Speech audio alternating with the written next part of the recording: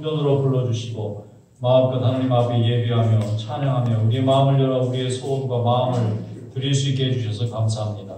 이 시간 하나님의 말씀을 듣습니다. 우리 하나님 역사하여 주셔서 말씀을 들을 때 우리의 심령이 열려지게 하시고 하나님의 뜻을 깨닫게 하시고 순종하게 하시사 믿음의 역사를 이루어가는 귀한 시간이 되게 하여 주시옵소서. 예수님의 이름으로 감사하며 기도드리옵나이다. 아멘. 하나님의 은혜와 평강이 오늘 말씀 듣는 모든 성도들에게 함께 하시기를 주님의 이름으로 축원합니다. 얼마 전에 한 세계적으로 유명한 학자 한 분이 새로운 계급의 출현이라는 설명을 하면서 이 팬데믹 이후에 이 변화된 환경 가운데 세 가지 종류의 계급이 생겼다 이렇게 얘기를 하더라고요. 이게 무슨 소린가? 웬 계급이 생겼다는 얘기인가? 그러니까 첫 번째는 리모트 워커고요. 두 번째는 에센셜 워커고 세 번째는 보더 워커예요. 리모트 워커가 뭐냐? 재택근무하는 사람. 집에서 근무할 수 있는 사람. 컴퓨터로 다 하고 안 만나도 그냥 컴퓨터로 조작하면 다 돈이 벌리는 사람들이 있어요. 이 비대면으로도 다 장사다가 되고 뭐 오히려 돈이 더 벌리는 사람. 이거예요. 리모트 워커예요. 또 하나는 에센셜 워커인데 마스크를 쓰고 온갖 장비를 하고 안 가면 안 되는 사람들. 병원에서 근무하는 사람들, 마켓에서 근무하는 사람들, 뭐 공사를 해야 되는 사람들. 에센셜 워커예요. 바이러스의 위험도 있고 여러 가지 어려움이 있지만 몸으로 가서 일을 하자면 안 되는 굉장히 힘든 역할이지만 해야만 되는 일이에요. 이게 에센셜 워커예요. 마지막은 보더 워커인데 경계선상에 있어요. 정부에서 보조금 안 주면 당장 문 밖에 나가 집을 잃어버려요. 생계를 유지할 수가 없는 사람. 그런데 이 수가 너무너무 많아진 거예요. 지금. 예전에는 돌아다니면서 일할 수 있는데 지금은 못 돌아다니게 합니다. 한국에서는 이제 뭐 사람들이 예배도 드릴 수 없게 만드는 너무 아우성을 주니까 예배는 조금 들으라고 그러고는 마이크는 쓰지 마라 뭐 이런 얘기도 나오고 뭐 성가대는 노래하지 마라 이런 얘기도 오고 아니 그러면 예배를 드리려는 거예요? 말을 하는 거예요? 아니 그러니까 그냥 사람들이 너무 힘든 거예요. 지금 너무 오래 가고 길게 가는 거예요. 이 자영업자들은 죽을 지경인 거예요. 그냥 세도 내야 되고 월급도 줘야 되고 자료도 사야 되는데 그런 장사를 할 수 있도록 문을 열어야 되는데 5명 이상은 못 들어온다 그러니까 1년은 참겠는데 이제는 차라리 나를 감옥에 가다 주세요. 이러는 거예요. 이 사람 죽으라는 거지 이게 살으라는 거. 그러면 차라리 정부에서 나머지 다 뭐 해결을 해주든지 하지는 마라 그러고는 할 수는 없게 만들고 우리 보고 죽으라는 얘기입니다. 이제는 더 못 참습니다. 그래가지고 사람들이 반발이 일어나니까 할 수 없이 오늘부터 한국은 이제 수도권에는 교인의 10%가 예배드릴 수 있대요. 그리고 수도권 지난 데는 20%. 지방은 좀 더 여유가 있나 봐요. 20%. 이제 놔뒀다가 그냥 폭발하기 직전에 날아가. 이건 뭐 병균이 무서운 게 아니라 이제 사람이 무서울 정도가 돼버리니까 이게 심각한 겁니다. 이런 가운데서 이제 사람들은 어떻게 하면 좋겠는지 정말 답답해하는 가운데 있는 거예요. 그런데 이렇게 모든 것이 막히니까 한 가지 소망은 뭐냐면 이제 하나님 앞에 사람들이 기도하기 시작했다는 거예요. 예전에는 문제를 해결하려고 했었는데 이제는 사람들이 아무리 애써도 그렇게도 안 되니까 그동안 하나님이 이렇게 풍요롭게 잘 살 수 있게 해주셨다는 것을 이제서야 깨닫고 하나님이 도와주시지 않으면 해결할 수 없는 문제라는 걸 이제 조금씩 사람들이 깨닫기 시작하면서 기도하는 자리를 사모하기 시작했다는 것입니다. 하나님 앞에 기도할 때에 하나님께서 길을 열어주시리라고 믿습니다. 이스라엘 백성들은 70년 포로 생활을 하고 고향에 돌아와서 성전을 짓기 시작했는데 얼마나 주변 민족들이 회방을 하고 강한 제국의 황제에게 고자질을 해서 이 사람들이 반란을 일으키니까 공사 중단을 시켜달라고 해서 황제가 무서우니까 공사 중단을 시켜서 공사가 15년 동안 진행이 되지 못했어요. 그런데 하나님이 또 주의 종들의 입술을 통해서 너희 집은 편안하게 지어놓고 하나님 집은 저렇게 엉터리로 만들어 놓으면 누가 하나님 앞에 예배를 드릴 거냐는 책망의 말씀을 듣고 그렇지. 그리고 또 다시 열심히 성전을 지으려고 했더니 또 방해를 하는 거예요.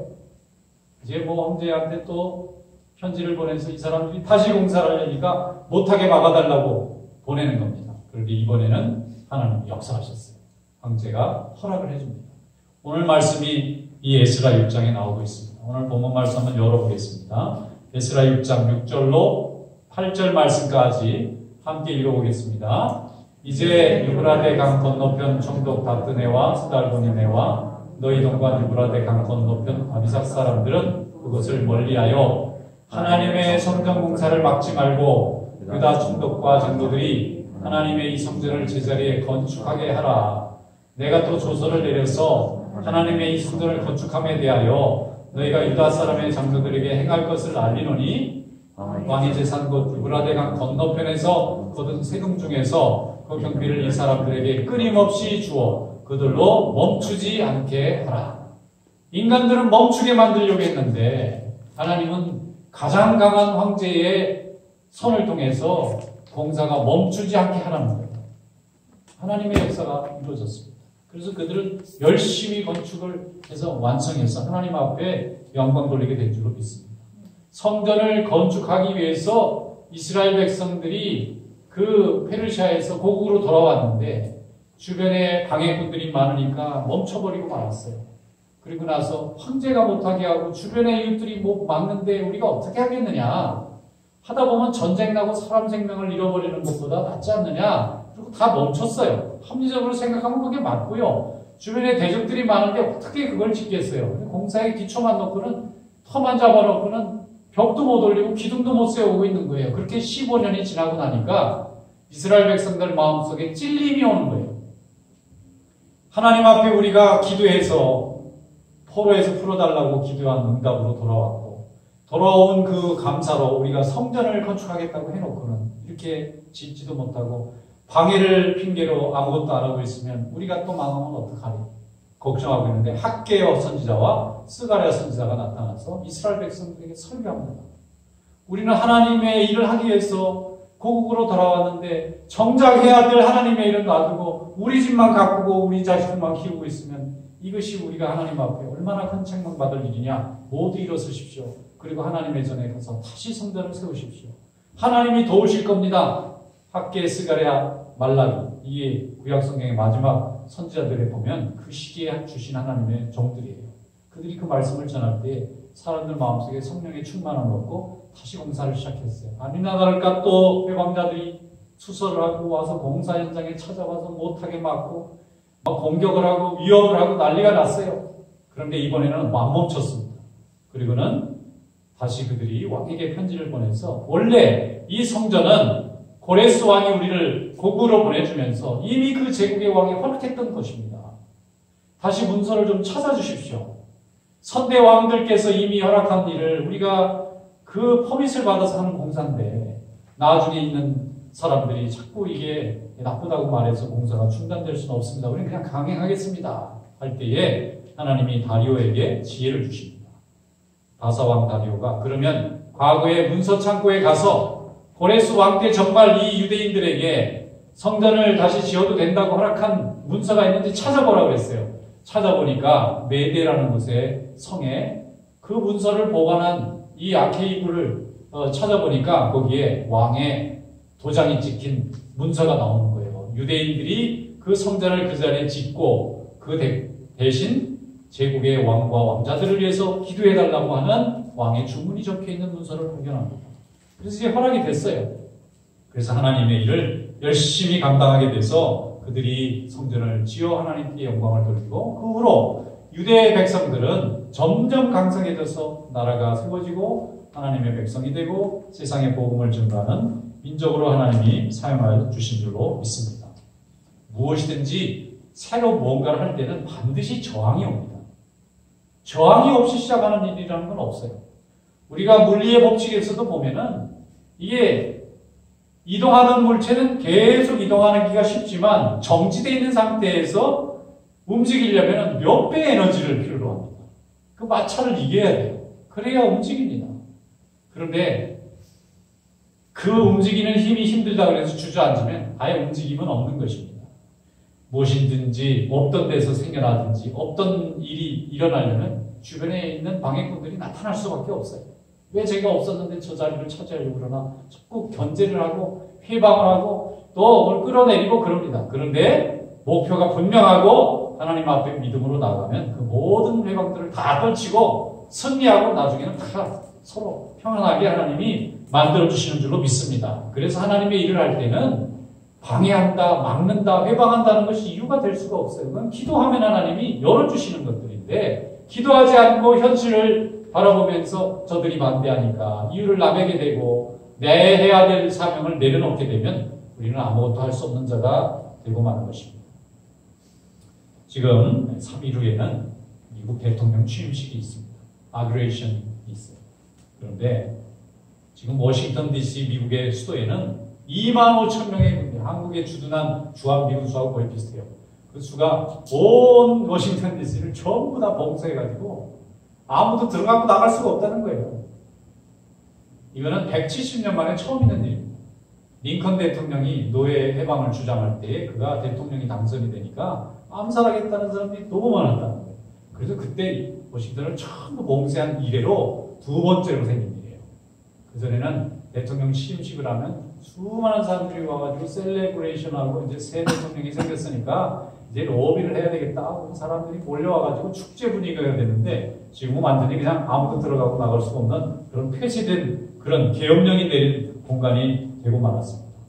제일 좋아하는 나라가 어딨냐 봤더니 중국이 제일 좋아하는 거예요. 막 박수를 치고 야 잘 됐다 그러고 막 조금 있으면 우리가 1등 된다고 난리인데 걱정이 많습니다. 세계 모든 나라는 지금 미국의 리더십을 인정하지 중국의 리더십을 인정하지 않아요.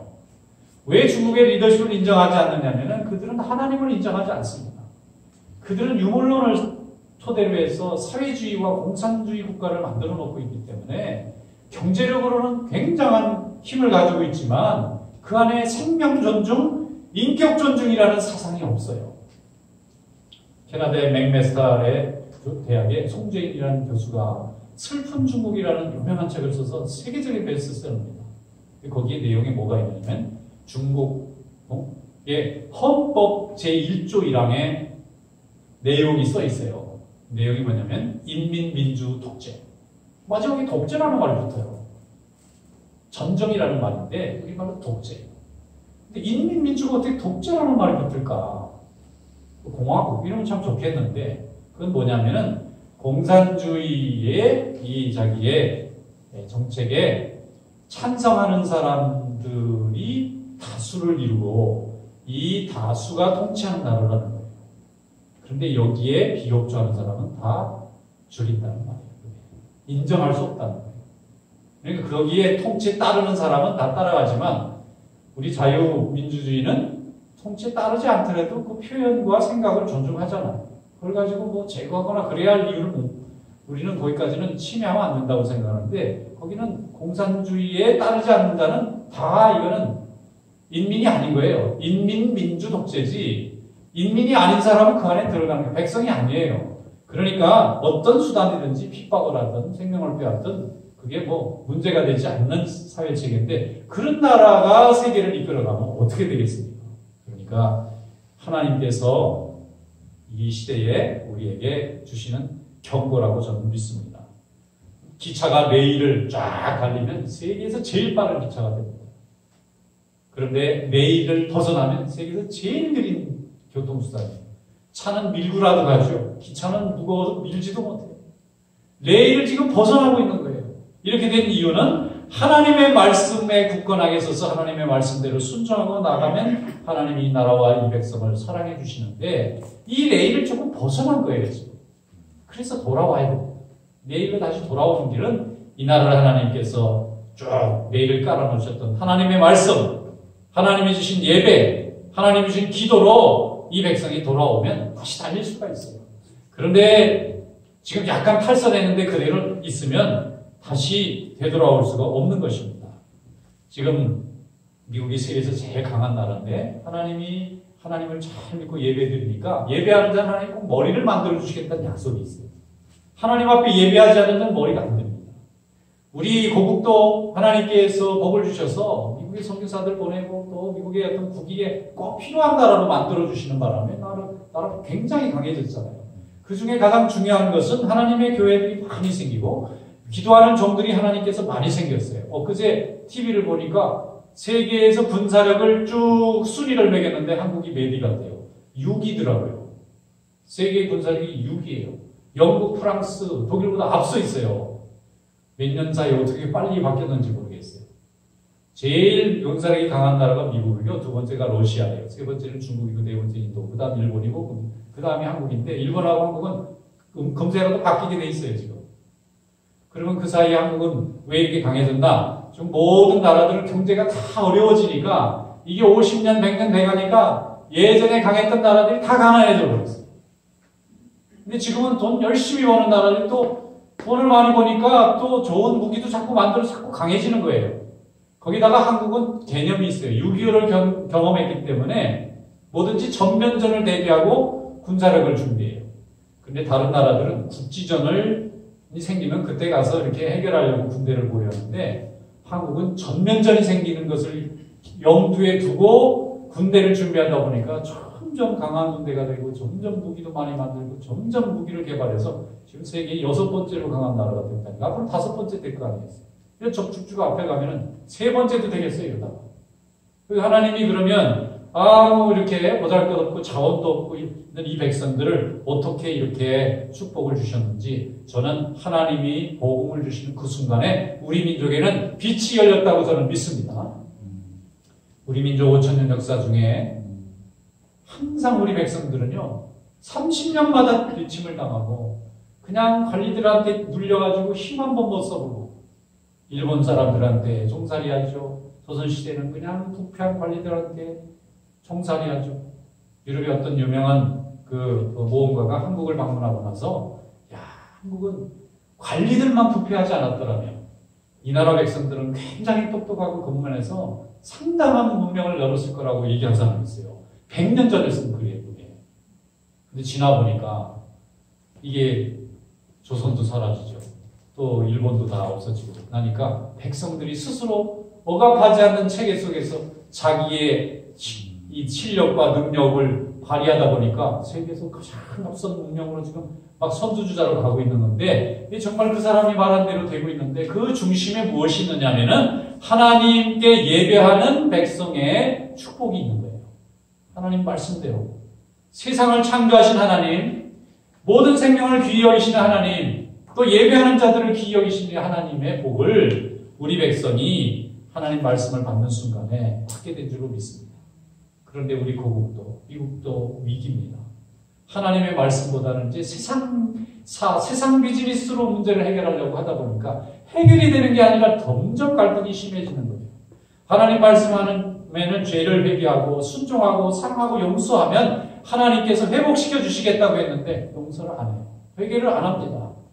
또 하나님의 전에 나와서 예배하고 기도하라는데 기도하지 않습니다. 예배하지 않습니다. 너무 편하니까. 그런데 이 풍요가 도리어 사람들에게 순종과 통합을 이루는 것이 아니라 서로 갈등하고 반복하게 만드는 그런 세속의 힘을 갖게 되지 않습니까? 그러므로 하나님이 지금 우리에게 주시는 경고고 원인이라고 믿습니다. 요한복음 10장 10절에 보면 예수님께서 말씀하셨어요. 내가 온 것은 양으로 생명을 얻게 하고 영생을 얻어야 되겠어요. 더 풍성히 얻게 하려는 거다. 더 이미 얻은 사람은 더 풍성하게 주려고 주님이 오셨다는 거예요. 주님은 우리에게 이미 생명을 주셨어요. 이 생명을 풍성하게 주시려고 우리에게 오셨다는 것입니다. 워닝 사인이 막 울릴 때에 내가 지금 방향을 잘못 잡았구나. 그리고 얼른 탈선했던 곳에서 돌아오면 힘있게 달려갈 수 있는데 워닝이 울리든 말든 나는 워닝 신경 안 쓴다. 그리고 자기 하던 대로 계속 고장난 채로 달리게 되면 처음에는 바퀴가 망가지지만 나중에는 몸체까지 다 망가져 버리는 거예요. 그것이 탈선의 위험이 아닙니까? 하나님의 말씀으로 세워진 나라, 하나님의 말씀으로 복을 받은 나라이기 때문에 하나님 앞에 돌아와야만 다 회복이 되는 것입니다. 기도하는 자리로 돌아와야 되고 예배하는 자리로 돌아와야 되고 봉사하는 자리로 돌아와야 이 혼란이 해결이 됩니다. 사람들 아무리 쫓아다니면서 설득하고 뭘 준다 해서 해결될 게 아니에요. 이건 영적인 위기입니다. 하나님의 말씀으로 돌아오고 모든 교회가 뜨겁게 기도하면 모든 죄와 사망과 모든 세상은 다 해결이 될 수 있도록 하나님이 만들어주신 줄로 믿습니다. 병이 생겼는데 의사가 병을 엉뚱한 걸 진단하고 있으면요, 병을 더 줍니다. 나중에는 째도 이게 어떻게 병이 났는지 해결을 못해요. 근데 정확하게 진단을 하면은 그렇게 복잡하게 안 하고도 약 몇 개만 먹어도 다 나을 수 있는 것입니다.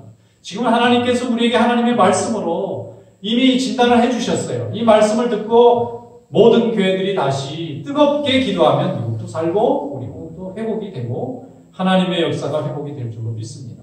그러나 기도를 닫고 그 갈등에 들어가서 인간적으로 해결하려다 보면 결국은 더 수렁에 들어갈 수밖에 없고 우리가 해결할 수 없는 지경까지 가게 되고 다 잃게 되는 것입니다. 그러므로 지금은 기도해야 될 때로 하나님 앞에 나와서 봉사할 때로 헌신할 때로 나오시기를 주님의 이름으로 축원합니다. 6.25 전쟁 때도 교회는 폭탄 구더기 속에서 기도를 멈추지 않았고 또 로마 제국에서도 이 무덤 속에 들어가서 성도들이 기도할 때에 제국은 무너졌어도 교인들은 살아서 이민족들을 그 야만족들을 다 개종시키고 세상에 하나님의 복음을 늘어나가지 않았습니까? 이 미국도 처음에 하나님의 종들이 와서 기도하고 세운 나라이기 때문에 전쟁터에 자녀들을 보내고 나면 어머니들이 성전에 와서 뜨겁게 기도했던 그 힘으로 하나님이 나라를 복을 주신 거예요. 그런데 지금은 전쟁터에 아들이 나가서 교회에 와서 예배드리는 어머니들이 없어요. 그러니까 예배드리지 않고 기도가 끊어져 버린 교회에 어떻게 하나님의 축복이 있겠습니까? 인간적인 것으로 너무 강하니까 인간의 자랑과 자신감 때문에 하나님 앞에 기도하는 자를 놓치지 않습니까? 신명기를 열어보세요. 거기에 보면 하나님께서 너희가 차지할 그 땅에서 너희가 복을 받았을 때에 이 복이 나의 능력으로 됐다고 말할까봐 그래서 주신 복을 잃어버릴까봐 잃어버리지 말고 이 말씀을 꼭 자식들에게 가르치라고 말씀하고 있지 않습니까? 인간은 그렇게 유능한 존재가 되지 못합니다. 조금 지나가면 금방 잊어버리고 또 망각하기가 쉬워요. 그래서 날마다 말씀을 계속 들어야 됩니다. 사도 바울이 복음을 참 잘 전하는 사람인데 이 사람이 배운 게 이 사람이 또 약점이 됐잖아요. 아덴에 가서 복음을 전했습니다. 아덴이 어디입니까? 이 그리스의 그 수도인 아테네를 아덴이라고 되어 있어요. 거기는 세계 철학의 중심입니다. 세상의 학문이 거기 다 있어요. 이 사도 바울도 공부를 한 사람이라 거기 가서 철학적으로 예수를 전했어요. 철학의 언어에 빌려가지고 철학적인 논리와 전개 방식으로 예수를 전해봤어요. 그랬더니 거기 모든 사람들이 모여서 다 듣고는 야, 일리가 있다 그랬어요. 그럼 끝이에요. 일리는 있는데 내가 구원받을 만한 복음은 아니라는 거예요. 분명히 최고의 학문적인 메소달러지를 사용해가지고 전달했는데 그 사람들은 여러 학문 중에 하나로서 가치가 있다. 끝. 아무도 예수 믿는 사람이 없어요. 거기서 큰 좌절과 충격을 받은 사도 바울이 후가 석전화 빠져가지고 그 다음에 간 곳이 고린도입니다. 음란한 도시고 학문이란 없는 곳이에요. 거기에 뭐 항구 도시에 온갖 이상한 세상은 다 모여 있는데 거기 가서는 사도 바울이 선언했어요. 나는 예수 그리스도의 십자가만을 전하겠다. 근데 거기서 큰 하나님의 역사가 일어나서 많은 사람이 주님께 돌아왔어요. 고린도전서 2장 1절 2절에는 그 실패에 대한 자기 고백이 있어요. 형제들아 내가 너희에게 나아가 하나님의 증거를 전할 때에 말과 지혜 아름다운 것으로 아니하였나니 내가 너희 중에서 예수 그리스도와 그의 십자가에 못 박히신 것 외에는 아무것도 알지 아니하기로 작정하였습니다. 작정했대요. 이제는 그런 표현을 쓰지 않고 내가 하나님께 은혜 받고 구원받은 하나님의 복음만을 전하겠다. 지금 우리의 모든 인간사의 문제는 지식이 없어서가 아닙니다. 난리지물 문제가 아니에요. 믿음이 없어서 생기는 일입니다. 내용을 몰라서 팩트를 몰라서 이런 혼란이 생기는 게 아닙니다. 무수한 팩트를 확인할 수 있는 매체들이 쌓이고 쌓여 있는데 문제는 그 팩트를 해석할 능력이 없는 거예요. 이게 도대체 왜 이런 현상들이 계속 일어나는지 현상을 잘 알기는 하겠는데 이게 무슨 방향 때문에 이러는지 원인도 결과도 방향도 잘 모르겠다는 거예요. 인터프리팅이 안 되는 겁니다. 그러니까 팩트가 인터프리팅이 돼야 트루스까지 가겠는데 이 진리까지 도달이 안 되는 거예요. 진리는 생명과 관계가 돼 있어요. 정확한 진리를 알면 살지만 비진리를 붙잡고 있으면 죽는 거예요.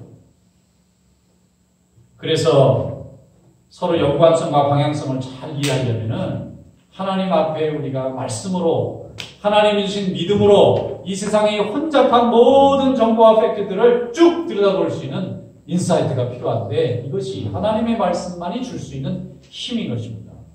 그래서 이 시대에 우리 성도들이 하나님의 말씀에 더욱 매진하고 더욱 묵상할 수 있기를 주님의 이름으로 축원합니다. 기도하는 자리를 붙잡을 수 있기를 축원합니다. 코로나 바이러스 잡으러 다니느라고 세상 갈등 조정하러 다니느라고 시간 보낼 여유가 없어요. 지금은 하나님의 전이 다 차고 넘쳐야 됩니다. 기도하는 소리가 채워져야 됩니다. 그래야만 하나님은 이 세상을 고치실 것입니다. 어떤 외과 의사 한 분이 유명하신 분인데 수술할 때 환자들한테 꼭 얘기를 하세요. 환자님, 제가 시술을 하게 되겠습니다만 고치시는 분은 하나님이시니까 환자분 스스로가 하나님 앞에 꼭 기도를 하십시오. 내가 고친다고 이게 보장이 없어요. 저는 그냥 제가 아는 법이라서 최선을 다해서 고치지만 사람이 살고 죽는 건 이게 하나님한테 달리고 그러니까 설교를 하시는 거예요. 사람을 눕혀놓고 세상에 이렇게 위에서 내려다보는 의사 선생님이 환자는 지금 죽는지 사는지 벌벌 떠는데 거기다 대고 나는 자신이 없고 하나님이 고쳐주신다니까 이 사람이 얼마나 무섭겠어요.